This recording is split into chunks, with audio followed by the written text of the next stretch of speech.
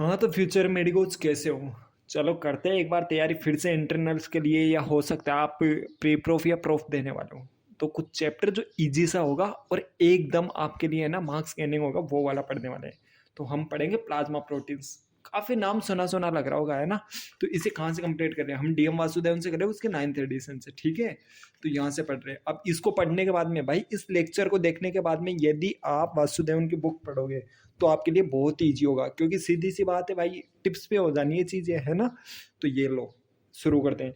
अब ये इसमें 23 चैप्टर दिया हुआ है प्लाज्मा प्रोटीन के नाम से। अब देखो, सबसे पहले भाई जो एनएमसी ने गाइड दिए वो अपने को पता होनी चाहिए, उसके अकॉर्डिंग अपने को इतना तो आना चाहिए। जब टीचर के पास जाते हैं, वाइवा में जाते हैं, तो वो अपने को इतना तो पूछते ही पूछते हैं। जैसे कि इसमें दे दिया कि explain the functional importance of the albumin and causes of the hypoalbuminaemia. इतना इंसान को पता, मतलब इतना पता होना चाहिए तुम्हें, अगर तुम इंसान हो, अगर तुम मेडिको हो, है ना? ठीक है, चलो कैलकुलेट द एज रेशियो, ये भी आपके प्रैक्टिकल में आता है।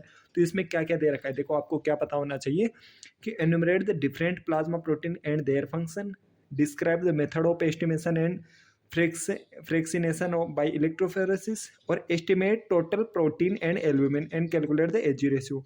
Functional importance of the albumin हो गया, causes of the hypo albuminaemia हो गया, list the different different transport protein and their alternation हो गया, और ये एक्यूट फेज रिएक्टेंट प्रोटीन, ये भाई मेरे आया था एग्जाम के अंदर, एक्यूट फेज रिएक्टेंट प्रोटीन ये मेरे एग्जाम में आया था, तो हो सकता है आपके भी याद आए, ठीक है?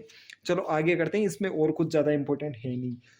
यहाँ से इंट्रोडक्शन। अब इंट्रोडक्शन में दिया हुआ है कि जो टोटल ब्लड वॉल्यूम होता है 4.5 से 5 लीटर होता है, जो कि आपको पता है। उसमें से इतना 55 से लेकर 60% तक प्लाज्मा होता है। फिर उसमें क्या कहते हैं, एंटीकोगुलेंट मिक्स करते हैं, सेंट्रीफ्यूज करते हैं, तो उसमें से आरबीसी डब्ल्यूबीसी तो प्रेसिपिटेट हो जाते हैं, और जो सुपरनेटेंट होता है उसे प्लाज्मा कहते हैं, ठीक है?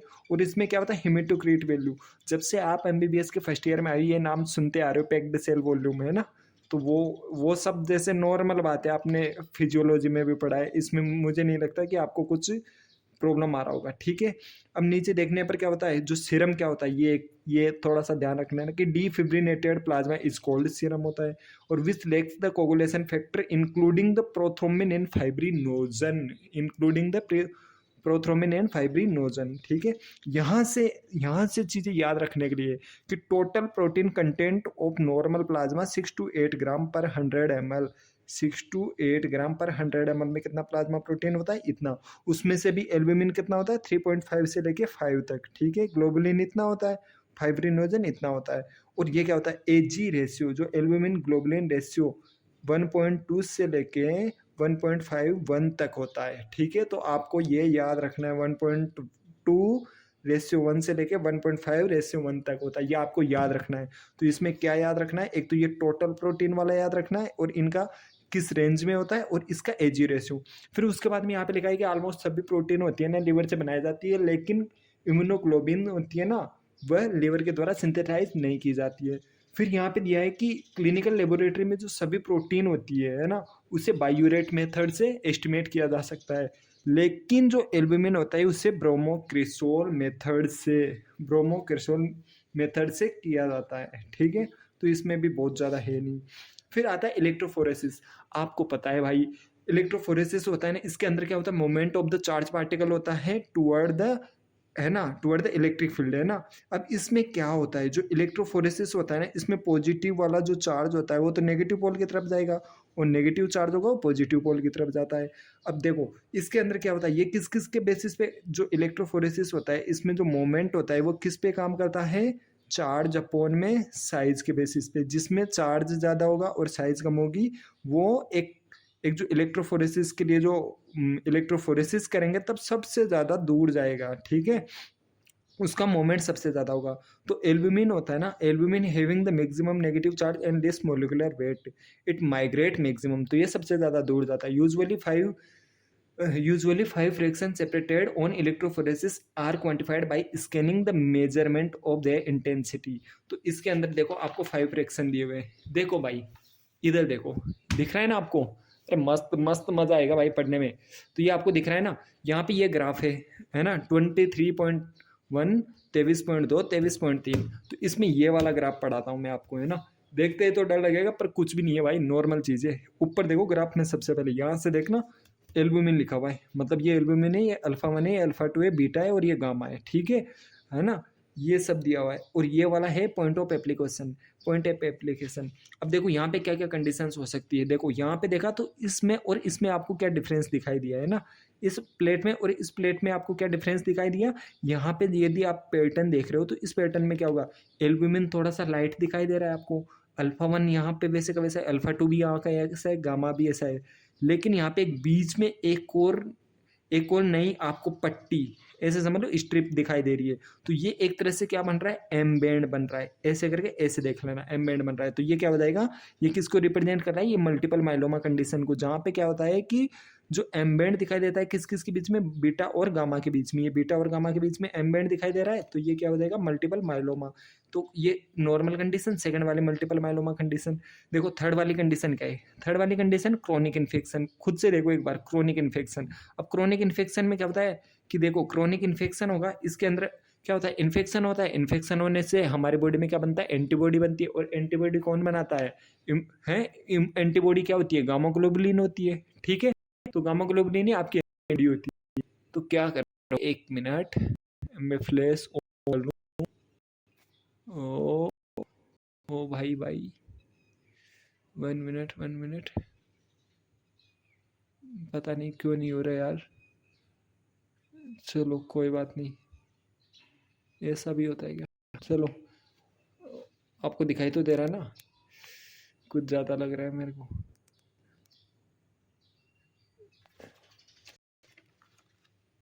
अब सही से दिखाई दे रहा होगा। तो क्या होगा, देखो सेकंड वाली होगी ये इन्फेक्शन, आपको पता है क्या होती है, एंटीबॉडी क्या, हेमोग्लोबिन होती है। तो मतलब ये डार्क कलर में होना चाहिए। तो आप यहाँ पे देखो, ये थोड़ा सा डार्क है, ये भी डार्क है, ये भी डार्क है, लेकिन ये थोड़ा डार्क दिख, इसमें ये सभी इन्फेक्शन होगा, सभी फॉर्मेशन जाता है, और सभी का फॉर्मेशन बढ़ने का मतलब हो जाएगा कि सभी थोड़े नॉर्मल ज्यादा डार्क दिखेंगे आपको। तो देख लो भाई, कलर से देखो ना, सबसे ज्यादा डार्क ये दिख रहा है, तो ये क्या हो जाएगा, इन्फेक्शन हो जाएगा। फर्स्ट वाला नॉर्मल है, सेकंड वाले में एम बैंड दिखा दिया, मल्टीपल माइलोमा हो गया, थर्ड वाले में हमें थोड़ा सा डार्क डार्क दिखाई दिया, डार्क डार्क दिखाई दिया, तो इसका मतलब क्या है, ये इन्फेक्शन है। अब चलो फोर्थ कंडीशन में आते हैं भाई, फोर्थ कंडीशन में देखते हैं, आपको लग रहा है लाइट कलर का यही है क्या, एल्बुमिन लाइट कलर का है, मतलब एल्बुमिन लाइट कलर का है, और इसमें आपको अल्फा 2 थोड़ा सा डार्क कलर का दिखाई दे रहा है, बाकी सब नॉर्मल है। तो ये कौन सी कंडीशन होगी, ये होगी नेफ्रोटिक सिंड्रोम, नेफ्रोटिक सिंड्रोम। अब देखो नेफ्रोटिक सिंड्रोम में क्या होता है, जो एल्बुमिन होता है ना, वो भाई यूरिन के साथ पास आउट होने लगता है। अब यूरिन के साथ पास आउट होगा तो सीधी सी बात है, आपके बॉडी में क्या होगा, इसकी कमी हो जाएगी एल्बुमिन की। तो यहाँ पे क्या हो जाएगा, एल्बुमिन आपको थोड़ा लाइट कलर का दिखाई देगा। फिर देखो फिफ्थ कंडीशन में क्या हो जाएगा कि इसके अंदर क्या होता है, सभी के सभी लाइट है, इसमें सभी के सभी लाइट है। अब सभी के सभी लाइट आ जाएंगे ना, तो यहाँ पे देखो, आपको सबसे पहले एल्बुमिन को लाइट देखते हैं, आपके माइंड में भी आ सकता है एल्बुमिन कि एल्बुमिन नहीं है, इसमें एल्बुमिन नहीं है, तो क्या हो जाएगा, नेफ्रोटिक हो सकता है। लेकिन ये नेफ्रोटिक कंडीशन ना होके ये कौन सी कंडीशन है, सिरोसिस ऑफ द लिवर। क्यों, सिरोसिस ऑफ द लिवर में क्या होता है, एल्बुमिन का जो बैंड होता है वो कम हो जाएगा, साथ के साथ में क्या होता है, जो अदर प्रोटीन्स होते हैं वो भी कम फॉर्मेशन होगा, क्योंकि प्रोटीन फॉर्मेशन का काम किसका था, इसी का तो था। तो आपको ये ध्यान रख लेना है। और इसके अंदर दे रखा है, ये देखो, प्लाज्मा शोइंग द फाइब्रिनोजन विच में be taken of para protein. मतलब इसमें क्या होता है कि प्लाज्मा शोइंग फाइब्रिनोजन, मतलब नॉर्मल कंडीशन में इसमें क्या होता है, प्लाज्मा में फाइब्रिनोजन हो जाएगा, जो कि क्या होता है, पैरा प्रोटीन्स होता है, ये फाइब्रिनोजन हो जाएगा। तो ये इतना इंपॉर्टेंट नहीं है। फिर देखो अगला अगला आपको दिया हुआ है, ओ भाई शायद अब सही है ना, अब सही है, अब सही है, बिना वजह लाइट जला रखी थी मैंने रूम में। ओ चलो भाई, चलो शुरू करते हैं मेडिकोज वापस से। अब normal pattern and the interpretation है ना।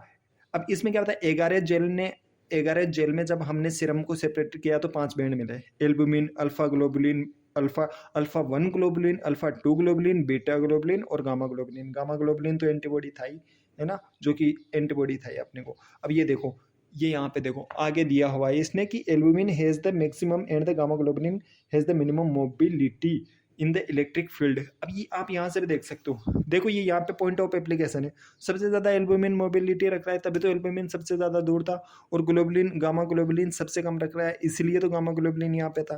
तो इसमें तो कुछ है नहीं। चलो यहाँ भी आपको कुछ बताने लायक बहुत ज़्यादा है नहीं, ये पढ़ लेना, बहुत ज़्यादा इंपॉर्टेंट है नहीं। All plasma protein except gamma globulin synthesized by the liver, जो कि पीछे भी बता दिया मैंने। चलो भाई ये तो इजी इजी काम था। अब आगे देखते हैं abnormal patterns of clinical significance. अब ये देखते हैं। देखो क्रोनिक इन्फेक्शन कंडीशन होगी, तो आपको मैंने पहले भी बताया इस ग्राफ में, क्रोनिक इन्फेक्शन कंडीशन में क्या होता है कि गामा ग्लोबुलिन इंक्रीज हो जाता है, तो गामा ग्लोबुलिन इंक्रीज हो जाएगा। और but the increase is smooth and wide based, मतलब हल्का सा होगा और वाइड बेस में होगा। तो आपको ये पता करना है। मल्टीपल माइलोमा, ये क्या होता है? मल्टीपल माइलोमा में क्या होता है कि पैरा प्रोटीनिमियाज होता है। A sharp spike is noted stemmed embed, मतलब क्या होता है इसमें एक थोड़ा सा शार्प स्पाइक रहता है, मतलब शार्प थोड़ा सा ऐसा होगा कि एक नुकीला कोना होगा जो कि आपको दिखाई देगा। यो यो वाला भाई, यो यो यो यो यो यो हनी सिंह है। कौन होगा? यो यो हनी सिंह, मल्टीपल माइलोमा, ठीक है, यो यो हनी सिंह है। ये मल्टीपल माइलोमा हो जाएगा। This is due to the monoclonal origin of the immunoglobins in multiple myeloma. तो ये याद रखना है कि मोनोक्लोनल ओरिजिन होता है इस वजह से। अब देखो ग्राफ बताता हूँ मैं आपको, 3 ग्राफ दिए, कोई डिफिकल्ट नहीं है। पहले तो मुझे समझ ही नहीं आते थे, अब आने लगे हैं, पता नहीं कहाँ गई थी मेरी बुद्धि पहले, है ना? ठीक है, चलो ये देखो, ये वाला नॉर्मल पैटर्न है। नॉर्मल पैटर्न को देखने के लिए आपको क्या दिखाई देगा? सबसे पहले एल्बुमिन हो जाएगा, अल्फा 1, अल्फा 2, बीटा और गामा। जब इससे आगे आप आते हो यहाँ पे, तो आपको क्या दिखाई दिया? एल्बुमिन तो वैसे का वैसा है, अल्फा 1 भी ठीक है, लेकिन अल्फा 2 बढ़ा हुआ है, बीटा भी थोड़ा सा बढ़ा हुआ है, और गामा क्या हो जाएगा? वाइड बेस्ड है और शार्प है। इसका मतलब क्या है? ये इन्फेक्शन है। जहाँ पे गामा वाइड बेस्ड होगा, है ना, slightly smooth and wide based होगा, तो इसका मतलब ये क्या है? इन्फेक्शन है। लेकिन जब आगे जाओगे, यो यो हनी सिंह वाला साइन दिखाई देगा, तो इसे क्या कहते हैं? मल्टीपल माइलोमा होगा, जिसके अंदर गामा एंटीबॉडी बन गई। देख भाई, एक और चीज़ बता दूँ, हमारे जो आया था ना, स्पोर्टर्स होते हैं, स्पोर्टर्स के अंदर ये वाला क्वेश्चन पूछा गया था, 2-3 बार पूछ लिया था भाई, एक बार भी नहीं। तो बढ़िया है, मेरे को तो वो मतलब ऐसे करके वो दोस्त ने बता दिया था, वरना मेरे खुद के लगे पड़े थे। मतलब उस टाइम तो कुछ आता जाता था नहीं, पढ़ाई नहीं था इतना, तो फिर बाद में पढ़ा था। तो पहले ये फर्स्ट एंड सेमेस्टर की बात है, जब कॉलेज में आते ही कॉलेज लाइफ को एंजॉय कर रहे थे, कुछ पता ही नहीं चल रहा था कॉलेज में क्या हो रहा है, तो ऐसे करके। ठीक है, चलो भाई, थक गया, है ना? आगे चलते हैं। सीरो नेफ्रोटिक सिंड्रोम। देखो नेफ्रोटिक में क्या होता है? All protein except very big molecule are lost through the urine, alpha 2 fraction containing macroglobulin so will be very prominent. इसमें क्या होता है? नेफ्रोटिक सिंड्रोम होता है ना, इसमें क्या होता है? सारे प्रोटीन होते हैं ना, वो भाई यूरिन के द्वारा पास आउट हो जाते हैं, केवल अल्फा 2 को छोड़ के, ठीक है। और अल्फा 2, इधर देखो ये ग्राफ, ये वाला ग्राफ, इसमें क्यों डार्क कलर का दिखाई दे रहा है? अब बता दो। क्योंकि ये जो सारे प्रोटीन थे ना, ये पास आउट हो जाएंगे, लेकिन अल्फा 2 पास आउट नहीं हो रहा है, क्योंकि भाई ये अल्फा 2 थोड़ा मैक्रो है, बड़ा है, तो सीधी सी बात है पास आउट नहीं होगा। फिर उसके बाद में सिरोसिस ऑफ द लिवर, कि हमें पता है कि एल्ब्यूमिन होता है ना, वो लिवर के द्वारा, एल्ब्यूमिन होता है ना, वो लिवर के द्वारा बनाया जाता है, तो एल्ब्यूमिन का लेवल कम हो जाएगा। अब एल्ब्यूमिन का लेवल कम होने से क्या होता है? इसके कंपनसेट करने के लिए क्या होता है? जो ग्लोबुलिन्स होते हैं ना, ग्लोबुलिन्स बनाए जाते हैं, ग्लोबुलिन्स बनाए जाते हैं, ठीक है। तो बस ये इतना सा याद रख लो, बाकी ज़्यादा नहीं है, ग्लोबुलिन बनाए जाते हैं। फिर उसके बाद में चलो यहाँ तक तो कुछ है नहीं। अब जनरल सी बात है भाई, एल्ब्यूमिन पे आ गए हम लोग, है ना। यहाँ तक पढ़ दिया तुमने भाई, रटाया है मैंने एकदम से, बिल्कुल याद करवा दिया, तो मुझे नहीं लगता कि इसमें तुम लोगों को कुछ ज़्यादा समस्या आनी चाहिए। एल्ब्यूमिन, देखो एल्ब्यूमिन कहाँ से डेराइव हुआ है? White precipitate of the egg से बना है, तो इसमें भी याद करने वाली चीज़ नहीं है। मेन फंक्शन एल्ब्यूमिन होता है ना, वह हिपेटोसाइट के द्वारा बनाया जाता है, तो इसको लिवर फंक्शन टेस्ट में काम में लिया जाता है। हिपेटोसाइट बनाती है, लिवर फंक्शन टेस्ट में काम लेते हैं। और एल्ब्यूमिन होता है ना, फिर उसके बाद में छोड़ो, यहाँ पे आ जाओ, यहाँ पे हाफ लाइफ इतना कुछ याद नहीं करना आपको, सीधी सी बात है, यहाँ पे आओ फिर डायरेक्ट ही, है ना। ये लो, हाँ, functions of the albumin. Albumin के 4 फंक्शन आपको याद रखने हैं, है ना। कौन कौन से बताएं? Maintenance of the colloid osmotic pressure, transport system, buffering action and nutritional role. Colloid osmotic pressure of plasma, ये क्या होता है? Colloid osmotic pressure of the plasma, देखो इसके बारे में लिखा हुआ है कि total osmolality of the serum is the 278 to 305 होती है, 278 से लेकर 305 मिली ओस्मोल पर केजी के बराबर होती है। तो आपको याद रखना है, ये आगे भी काम आएगा वाटर एंड इलेक्ट्रोलाइट में, कि ओस्मोलेलिटी कितनी होती है? 278 से 305 मिली ओस्मोल पर केजी के बराबर होती है। और ये होती है ना, ये मेनली किसके द्वारा प्रोड्यूस की जाती है? मेनली प्रोड्यूस की जाती है हमारे शरीर में जो आयंस होते हैं ना, जो सोल्ट्स होते हैं, वो जो पास आउट होते हैं आईसीएफ से लेकर ईसीएफ के बीच में, उनके द्वारा बनाए जाते हैं, है ना। तो ये ऑस्मोटिक प्रेशर जनरेट करता है। लेकिन इफेक्टिव ऑस्मोटिक प्रेशर कौन करता है? जो प्रोटीन्स होती है ना, वो इफेक्टिव ऑस्मोटिक प्रेशर जनरेट करती है, ठीक है। इफेक्टिव ऑस्मोटिक प्रेशर कौन करती है? प्रोटीन। अब प्रोटीन में भी क्या होता है, जो एल्ब्यूमिन होती है ना, वो 80% कॉन्ट्रीब्यूट करती है भाई उसमें, जो इफेक्टिव ऑस्मोटिक प्रेशर जनरेट करने में एल्ब्यूमिन है, ठीक है। तो ये बोल रहा है कि the maintenance of the blood volume is dependent on the effective osmotic pressure. मतलब क्या होता है, जो ब्लड का वॉल्यूम होता है, जो ब्लड वॉल्यूम होता है ना, उसका मेंटेनेंस किस पर डिपेंड करता है? इफेक्टिव ऑस्मोटिक प्रेशर पर डिपेंड करता है। तो आपको ये ध्यान रख लेना है। और ये बोल रहा है कि any fall in the albumin, यदि एल्ब्यूमिन आपके ब्लड में क्या होता है, कम हो जाता है, तो क्या होता है, जो फ्लूइड होता है ना, वो क्या होता है, एक्स्ट्रा वेस्कुलर कंपार्टमेंट में जाके क्या होता है, जमा हो जाता है, इससे एडिमा हो जाता है। अब देखना तुम ये चीज़, ये एडिमा कितनी जगह आता है, अब बताता हूँ मैं तुम्हारे को। देखो देखो यहाँ पे दिया हुआ है कि if protein concentration of the serum is reduced then the effective osmotic pressure is correspondingly decrease. सीधी सी बात है भाई, प्रोटीन की कंसंट्रेशन कम हो गई तो इफेक्टिव ऑस्मोटिक प्रेशर भी कम हो जाएगा। और क्या हो जाएगा, जो ब्लड होगा, जो ब्लड वेसल्स हो गए ना, उनमें वाटर नहीं हो पाएगा, तो जो टिश्यू होगा ना, उसके अंदर वाटर इकट्ठा हो जाएगा, और इसे एडिमा कहते हैं। सेकेंड टाइम आ गया edema is seen in the conditions where albumin level is decrease 2 gram per decilitre L है। और एल्ब्यूमिन की रेंज क्या थी, 3.5 से लेकर 5 ग्राम पर डेसीलीटर है, ठीक है। तो यदि इससे कम हो जाएगा तो वहाँ पे क्या होता है, एडिमा हो जाता है। तो भाई इजी सा है और रट गया मेरे को, तो जहाँ तक लग रहा है भाई, मेरे को खुद को याद हो रही है चीज़ें, आपको भी याद हो गई होगी। देखो ट्रांसपोर्ट सिस्टम, एल्ब्यूमिन होता है ना, वो कैरियर प्रोटीन की तरह कार्य करता है। कैसे? जो ब्लड होता है ना, वो क्या होता है, हाइड्रोफिलिक होता है, तो हाइड्रोफिलिक सब्सटेंस इससे कैरी हो सकता है। लेकिन जो कुछ हाइड्रोफोबिक, मतलब जो लिपिड के मॉलिक्यूल होते हैं, उनको कैरी करने के लिए एल्ब्यूमिन होता है। एल्ब्यूमिन किस किस को करता है? देखो, बिलिरुबिन को और नॉन एस्टिफाइड फैटी एसिड को। और ड्रग्स हो गया कुछ, जैसे सल्फा एस्प्रिन, हार्मोन्स हो गए, मेटल्स हो गए, जैसे हार्मोन में भी स्टेरॉयड हार्मोन, जैसे स्टेरॉयड हार्मोन, थायरोक्सिन, ये सब हो गए, ठीक है। तो ये याद रख लो किस किस को एल्ब्यूमिन होता है ना, एल्ब्यूमिन, बिलु ए बी। तो कैसे याद रखोगे, बिलुरुबिन है ना, और एन एफ ई ए, नॉन एस्ट्रिफाइड फैटी एसिड, ये हो गया, हार्मोन्स हो गए, और स्टेरॉयड हार्मोन्स लिख देना इसमें, ठीक है। तो इसमें कुछ है नहीं। बफरिंग एक्शन, तो बफरिंग एक्शन में क्या बोलते हैं, all protein have buffering capacity because सभी जो प्रोटीन होती है ना, उनकी बफरिंग कैपेसिटी होती है, क्योंकि उनकी क्या होती है, हाई कंसंट्रेशन होती है ब्लड में, और जो एल्ब्यूमिन होती है उसकी सबसे ज़्यादा बफरिंग कैपेसिटी होती है। फिर न्यूट्रिशनल फंक्शन तो इतना ज़्यादा याद रखना नहीं है। फिर उसके बाद में देखो clinical significance of the albumin, भाई ये तो आपको आना ही चाहिए। क्लिनिकल सिग्निफिकेंस ये तो चीज़ें पूछते हैं। नॉर्मल वैल्यू आपको पता है 3.5 से लेकर 5 ग्राम पर डेसीलीटर तक हो जाता है, ब्लड ब्रेन बैरियर की तरह। भाई जो एल्ब्यूमिन होता है ना, वह क्या करता है, फैटी एसिड के मिलकर कॉम्प्लेक्स बना लेता है। एल्ब्यूमिन होगा ना, ये फैटी एसिड के साथ में मिलकर एक कॉम्प्लेक्स बना लेगा। अब जो कॉम्प्लेक्स होगा ना, वो ब्लड ब्रेन बैरियर को पार नहीं कर पाएगा, है ना। हाँ, can not be taken up by brain. अब ये क्या बताएगा, ब्लड ब्रेन बैरियर, मतलब ये क्या होता है, उससे पार नहीं कर पाता, है ना, अब पार नहीं कर पाता। फिर उसके आगे चलते हैं ड्रग इंट्रैक्शंस। मतलब ड्रग इंट्रैक्शन में क्या होता है, when two drugs having high affinity to albumin administered together there are may be competition for the available sites, इसमें such the clinical significant drug infection. अच्छा, अब देखो इसमें क्या होता है, ड्रग इंट्रैक्शन में क्या होता है, यदि कोई भी आपने 2 ड्रग दी है, जो कि उनके बीच में क्या होता है, जो कि एल्ब्यूमिन के लिए हाई एफिनिटी दिखाते हैं, तो उनके बीच में कंपटीशन होता है एक्टिव साइट के लिए, ठीक है। तो इसमें भी कुछ इतना नहीं है। लेकिन हाँ, प्रोटीन बाउंड कैल्शियम आपको बाद में पता चलेगा। देखो कैल्शियम के बारे में पढ़ोगे कहाँ पे, अलग से द मिनरल्स में पढ़ लोगे।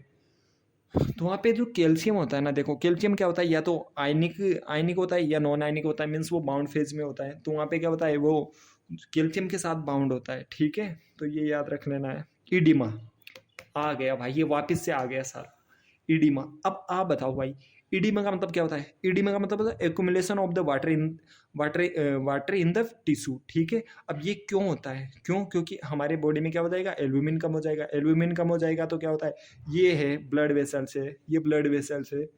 अच्छा चल जा भाई, अरे यार कॉपी लाने दो ना, कितना क्या यार, ये ब्लड वेसल है। एल्ब्यूमिन, इसमें सोचो सभी प्रोटीन्स रखी हुई है, ये प्रोटीन्स है। अब इसमें क्या होगा, एल्ब्यूमिन मैक्सिमम होती है, क्योंकि 80% ऑस्मोटिक प्रेशर यही देती है। तो क्या होता है, बॉडी में यदि एल्ब्यूमिन कम हो जाएगा, कम है ना, तो कम को कैसे लिखूँ, हिंदी चल जाएगा ना, मैं हिंदी मीडियम से हूँ तो थोड़ा सा बार बार वही निकल के आता है। ये कम हो गई कितना, यदि 2 ग्राम पर डेसीलीटर से कम हो जाएगा तो क्या होता है, वाटर होगा ना भाई, वाटर ये बाहर आने लगेगा, ये सोचो पानी है, ये टिश्यू के अंदर हो जाएगा, ये टिश्यू है, अब इसके अंदर ये फूल टिश्यू के अंदर आ जाएगा, टिश्यू के अंदर रहेगा तो क्या हो जाएगा, इसे क्या बोलते हैं, इडीमा बोलते हैं। तो यही समझाएगा, अब ये देखना तुम। अब ये क्यों हो सकता है, चलो बताओ भाई, इडीमा क्यों हुआ, क्योंकि आपकी बॉडी में क्या कम था, एल्बुमिन। अब एल्बुमिन क्यों कम हो सकता है, या तो आपने खाया कम, ठीक है, तो मेल न्यूट्रिशन, या फिर हो सकता है आपके बॉडी से एल्बुमिन यूरिन से भी तो पास आउट हो रहा था ना, तो नेफ्रोटिक कंडीशन हो सकती है, नेफ्रोटिक कंडीशन हो सकती है, या एल्बुमिन हमारी बॉडी में बना ही कम, तो बनाता कौन था, लीवर, तो लीवर में कौन सी कंडीशन होती है, सिरोसिस ऑफ द लीवर हो जाएगा, या फिर उसके बाद में क्या हो जाएगा, एक चौथी कंडीशन जो थोड़ी सी स्पेशल है, देखो, या तो खाया कम, या बना कम, या पास आउट हो गया, या एक चौथी कंडीशन होती है जहाँ पे होता है क्रोनिक कंजेस्टिव कार्डियक फेल्योर। मतलब क्या होता है क्रोनिक कंजेस्टिव कार्डियक फेल्योर में, क्या होता है कि आपके जो वेनस का कंजेशन होता है, देखो मैं आपको बुक में बताता हूँ। हाँ, थक गया भाई, सुनो यार, इसे है ना सब्सक्राइब तो कर देना यार चैनल को। मतलब मैं आपको बताता हूँ, चलो आप भी 2 मिनट सुन लो, है ना। मतलब मैं ये वीडियो बनाया तो वीडियो क्वालिटी पहले मोबाइल से रिकॉर्ड करने से अच्छी नहीं आ रही थी, मेरे पास लैपटॉप भी नहीं है, तो सब कुछ मोबाइल से ही कर रहा हूँ मैं। अब फिर मैंने क्या किया कि इसके फ़ोटो लेके उसे मैंने स्क्रीन रिकॉर्डिंग में जाके शूट किया। भाई 3 घंटे लग गए। पता चला जब मैं उसे वीडियो को कंप्रेस करने के लिए लैपटॉप में मोबाइल को कनेक्ट किया, किसी दोस्त का लैपटॉप लिया, फिर कनेक्ट किया, तो पता चला भाई वो वीडियो ही नहीं चल रहा।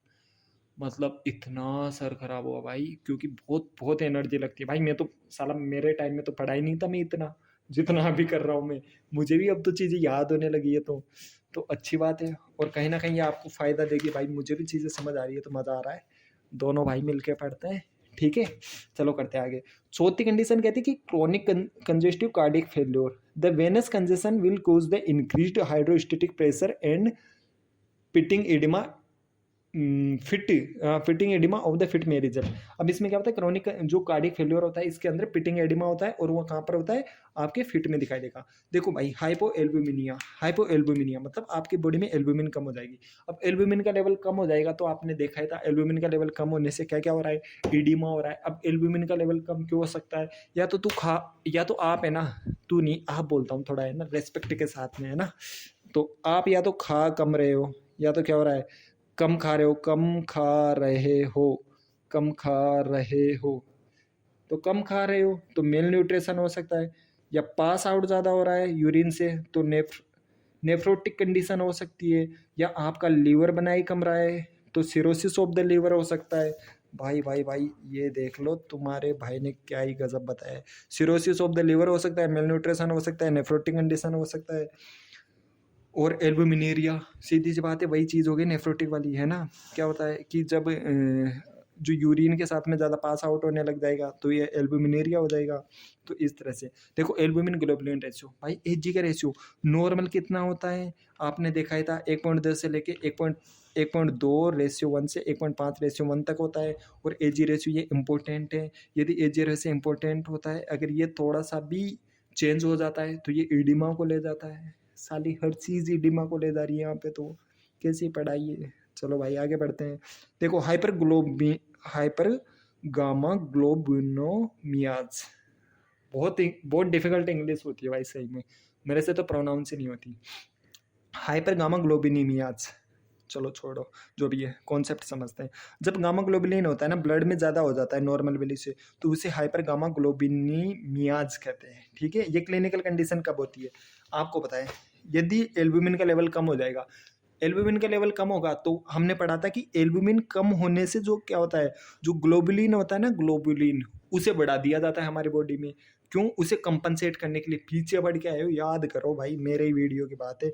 या फिर उसके बाद में क्रॉनिक इन्फेक्शन, सीधी सी बात है, यदि एल्बुमिन कम हो गया या इन्फेक्शन होगा, इन्फेक्शन होने पे अपने आप बढ़ती है, या मल्टीपल माइलोमा में तो वैसे ही हो रहा था, तो तीसरी कंडीशन हो जाएगी, वहाँ पे मोनोक्लोनल प्रोडक्शन होता है।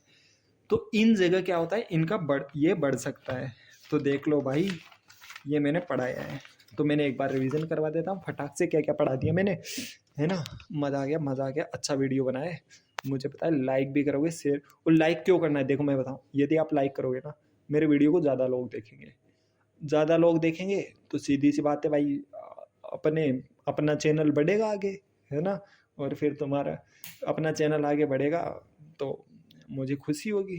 वो तो बात की बात है भाई, अभी तो 150 सब्सक्राइबर हुए, कुछ ही नहीं हो सकता, 150 भी नहीं हुए, बीटा मेडिकोच है तो इसमें तो कुछ सब्सक्राइबर भी नहीं। चलो छोड़ो, आगे बताता हूँ मैं। तो इंट्रोडक्शन पढ़ा था, इसमें ब्लड कितना है, 4.5 से 5 लीटर है, इतना प्लाज्मा है, और इसमें पीसीबी बता दिया था मैंने, सीरम बता दिया था, ये याद करना है। टोटल प्रोटीन कितना है, 6 से 8 ग्राम पर डेसीलीटर होता है, उसमें एल्बुमिन 3.5 से 5 ग्राम पर डेसीलीटर होता है, ग्लोबुलिन 2.5 से 3.5 होता है, फाइब्रिनोजन तो 200 से 400 मिलीग्राम होता है। एल्बुमिन ग्लोबुलिन रेशियो बता दिया था मैंने, सभी लेवर के द्वारा बनाई जाती है एक्सेप्ट गामा ग्लोबुलिन के द्वारा। और ये क्या होता है कि जो आल प्रोटीन होती है ना, प्लाज्मा प्रोटीन, वह बायूरेट मेथड से एस्टिमेट की जाती है, ये याद रखना है प्रैक्टिकल में। लेकिन जो एल्बुमिन को केवल ब्रोमोक्रिस्टल मेथड करते हैं। इलेक्ट्रोफोरेसिस में मैंने बता ही दिया था, ये बता ही दिया था। ये वाला, ये अंगुली टूटी हुई है अपनी, तो सही मज़ा नहीं आएगा देखने में। ये वाला अगर ऐसा वाला ग्राफ आया तो इसका मतलब क्या है, यो हनी सिंह, यो हनी सिंह कौन था, यो हनी सिंह, यो हनी सिंह कौन था, मतलब क्या था, मतलब ये ऐसे करके यार 3 अंगुली बिठानी है ना, तो ये ऐसा करके ऐसे करके आया तो वो कौन था, इसका मतलब है मल्टीपल माइलोमा। इन्फेक्शन में क्या है, एल्बुमिन बताना है। और सिरोसिस ऑफ द लिवर में, वहाँ पे तो सभी प्रोटीन कम हो जाती है, एल्बुमिन भी कम हो जाएगी। एल्बुमिन के 4 फंक्शन थे, वो बता देना। अब transport of the protein next video में देखेंगे, ठीक है। और भाई चैनल को सब्सक्राइब कर देना, लाइक कर देना, वीडियो को अच्छी लगी हो तो बताना, और मुझे कमेंट करके बताओ कि भैया यहाँ पे ये सुधार करो, क्योंकि स्टार्टिंग है अपना, तो मुझे अभी पता है सुधार की ज़रूरत है, आप मुझे कमेंट सेक्शन में ज़रूर बताओ। ओके, थैंक यू भाई।